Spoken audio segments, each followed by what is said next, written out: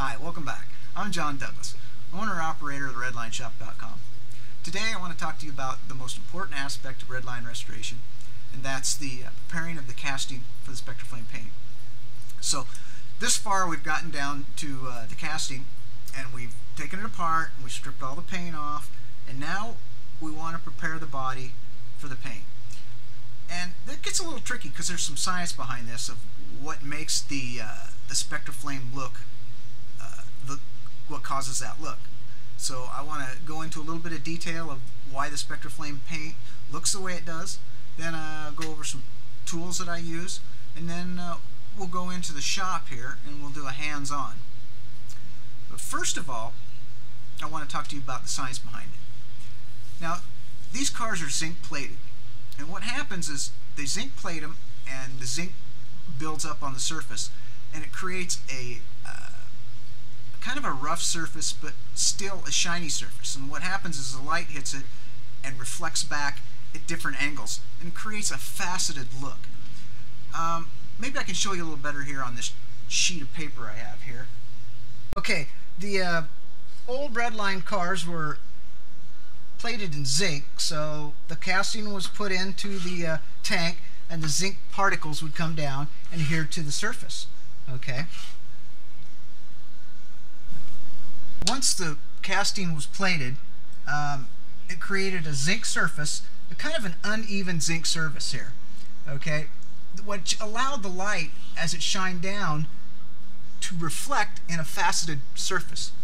Rather than reflecting at a 180-degree angle, it would reflect the light at different angles, and that's one of the factors that caused the Spectraflame cars to look the way they are. It's the surface texture, and then the other, of course, was the translucent paint. So we're getting light shining down on the zinc plating and reflecting at different angles. Okay. Now, if you were to incorrectly prepare the surface by over polishing this, what's going to happen is you're going to end up with a surface down here, and you're going to polish these all flat. Okay. And if you do that, the light shines down, and it'll shine directly back up at 180 degrees, and that gives you a totally different effect. That's basically a chrome plating, and the chrome plating and the older Spectraflame zinc plating are two totally different looks. So if you look closely at a casting, you'll see what I mean by that faceted look. Okay, let's go over some of the tools. Okay, now that we've got the science behind us, now let's go into some of the tools I use. You don't have to use these tools. These are the tools I use, and what I found works the best for me. There's different variations. You do what works best for you, but this is what I do. Okay, the first tool I use is a wire wheel brush I use on my Dremel, and you want to make sure you use the softer one, because if you get too hard of bristles, it will scrape the casting and leave marks, and you don't want to do that. I also use a cloth polishing wheel on my Dremel, and I use a casting polish. Any casting polish will work, any metal polish. There's Blue Magic, and this is what I like the best, is the Flitz. This is usually what I use.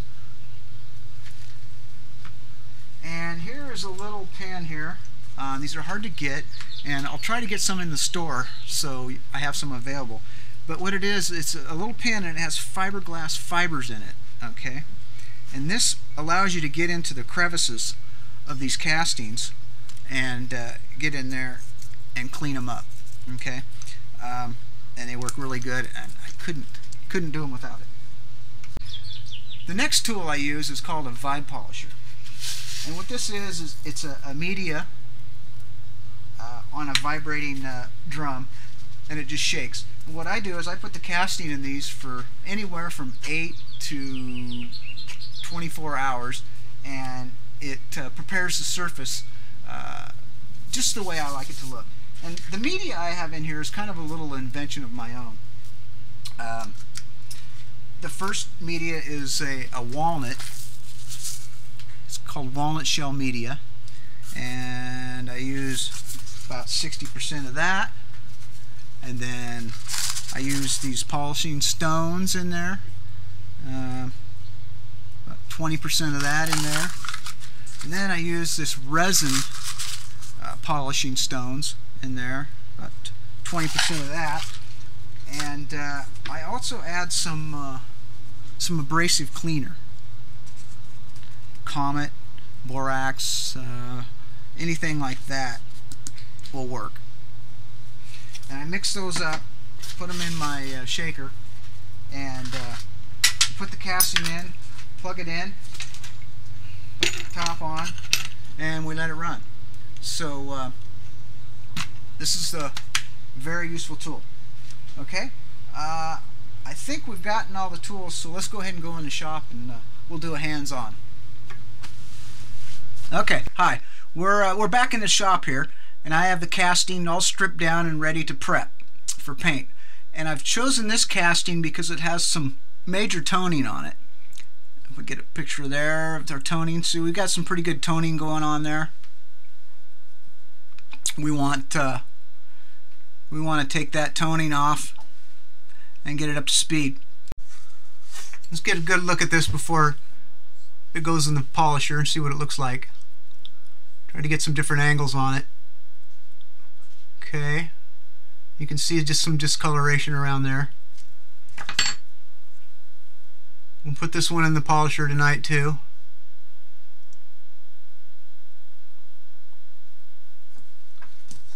And we're going to go ahead and work this casting. We can get it in the right light here. You can see the toning, and that's what a lot of guys ask me, how do you get rid of that toning? Well, we're going to do it right here. And then they ask me, well, how do you get the body clean? How do you shine up the body and make it look good? Well, we're going to do this body too. So we're going to start out with a wire wheel. And like I said, we want to use a wire wheel that's fairly soft, and you don't want to apply a lot of pressure.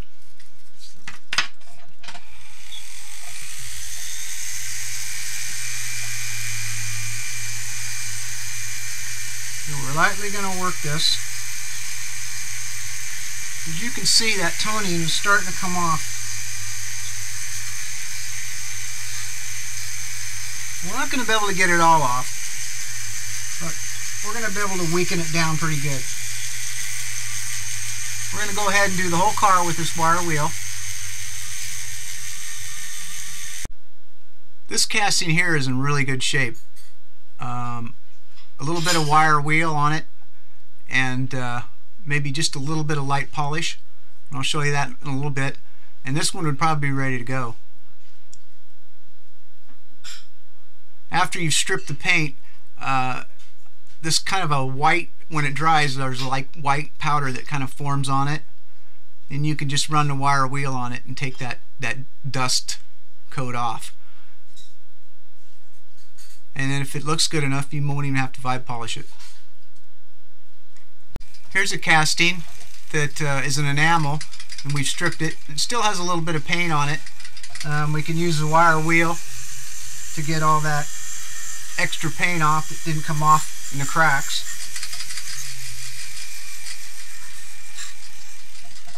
We don't have to worry about what the surface looks like as far as the shine or the texture, because this is going to be an enamel. So as long as we get it fairly smooth, we'll be all right. Okay, we've got our castings all cleaned up and ready to go. I'm going to put them in the vibe polisher now. So we just drop them in there like that. I think those are the ones I wanted to run. And I'll turn it on here for a little bit so you can see what it looks like and what it does.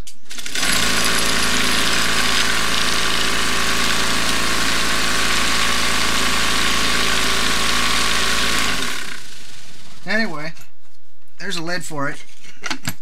Put that on and let it run for about 8 hours.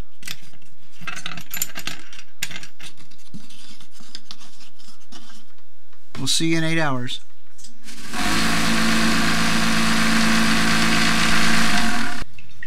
Okay, welcome back. This is about 12 hours later. Okay. First one here, here's that peeping bomb that we had in there. Wipe some of this dust off, and it's perfect. I mean, it's ready to go just like that. Maybe just a little bit of metal polish on it. Not very much, just a little bit. Get it a little shiny there, here and there. And it's ready to go. I mean, that tarnish, remember we had that tarnish, that toning all through the front here? It's gone. It's all gone. Brand new.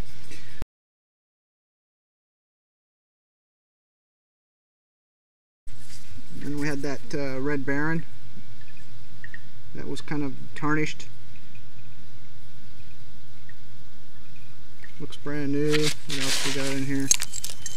Got that Maverick, or that Mustang. Remember what that looked like? That looks brand new now. A little bit of toning left there, but that's an enamel, so we're not going to worry about that. And we got the bottom of that Mustang. A little bit of tarnish left on their toning. Probably go ahead and leave that in another 4 to 6, 8 hours. And that's the Volkswagen bottom there. That's ready to go. I mean, that's perfect. That's what we want it to look like, just like that. Maybe we can put just a little bit of metal polish on it, polish it up just a little bit. But it's pretty much ready to go. I think that's it. This media, if you can't find it, I'll try to make some up and get it on the website. If you can't find any, let me know. The Vibe polishers, they run anywhere from $50 to $75. What they're designed for is they're used in the ammunition reloading industry, and they polish the brass before they're reloaded. So you can get them at any sporting goods store. I know Cheaper Than Dirt sells them online. So they're pretty easy to get. If you can't find them, let me know. Okay, we'll go ahead and we'll take these castings in. We'll take the castings back into the shop and we'll work them. Work a little polish on them where it needs it. Okay, so we'll see you in a few minutes. But here's the casting that we pulled out of the Vibe polisher, the Peeping Bomb. It's in real good shape. All it's going to need is just a little bit of polish here and there, and we'll be ready to go on it. Get a nice shine on them, like that, and then buff it off, hand buff it off. You don't want to over polish because then you'll get more of a chrome look.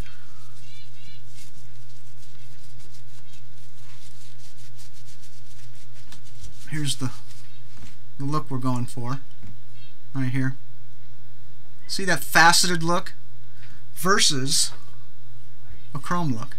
Okay, this was Mattel's attempt of reissuing the original Redlines. This was their rear loader beach bomb that they reissued, and they opted to chrome them. I don't know why they didn't stick with the original zinc plating. I assume that process would have cost them too much, and they only want like a unit cost on these things of under $1, so and then they turn around and get $25 for them.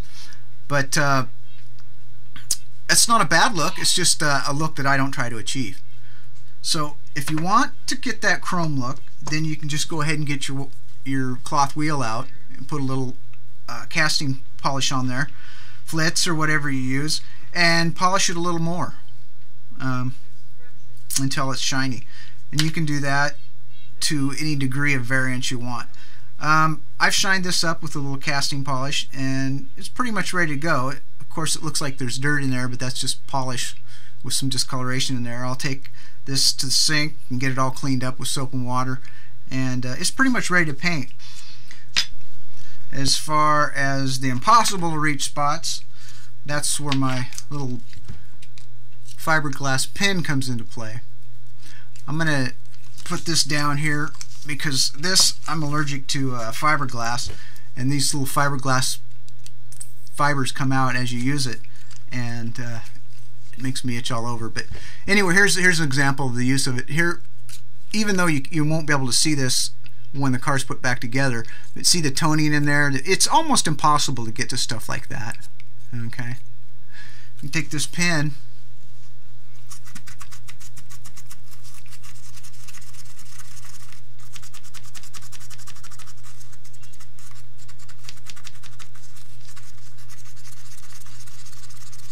get in there real good, and you can see it starts to take it away. It needs a little more work, a few more minutes of work. Here's the base we just pulled out of the Vibe shaker. We're going to do a little polish on that. I noticed that reproduction rivet's still on there. A customer sent this to me. Somebody did a restoration on it, and it was a poor restoration.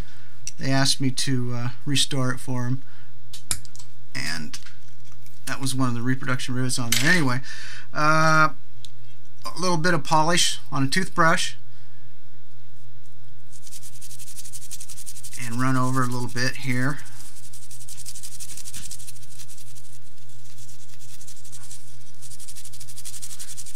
Do that for a couple minutes. The reason we use a toothbrush is because if you just use a rag or a wire wheel or a cloth wheel on it, you'll just go ahead and you'll shine up the highlights, and then all the cracks and detail, the cracks of the detail, you won't get shined up, and then it'll kind of look like it's been messed with. We want them basically looking at original as we can. Then we'll take this and buff it a little bit, and then of course we'll go to the sink and clean it up with some soap and water. But that's what we want to. That's what we're looking for. Okay, hey, I just took you through my process of what I do for prepping the body for Spectraflame paint. And I know a lot of guys don't have eye polishers, and you know, you just have to work around it. Some guys use Brasso to polish your castings, and they say that keeps the chrome looking shine off. Some guys use fine sandpaper, and then they sand it down, and then they go step down even finer and finer, and then they polish. You just got to play with it. But I do highly recommend a Vibe polisher if you really want to get serious about it. It saves a lot of time. It will cut your restorations in half. As far as castings, you want to make sure you cover your bearings when you put them in a Vibe polisher. Put some old wheels on them, otherwise that Vibe polisher will wear those bearings and hubs out. If you can, just take the axles off. In engine compartments, what I do is I put a little piece of clay in the engine compartment and close it. That way that the hood stays closed. And then when it comes out of the casting, what I do is I use my little pin to clean the engine compartment. And that's about it as far as the rules on Vibe polisher. You know, you just have fun with it, and that's what it's all about. If you haven't seen any of my other videos on the other process or the other steps of redline restoration, I have 6 or 7 other videos go through the process of restoration, and you can apply these. Just doesn't have to be redlined. You can apply this process to a lot of vintage toys and castings. So just have fun with it, and I'll catch you on the other side. Have a good one.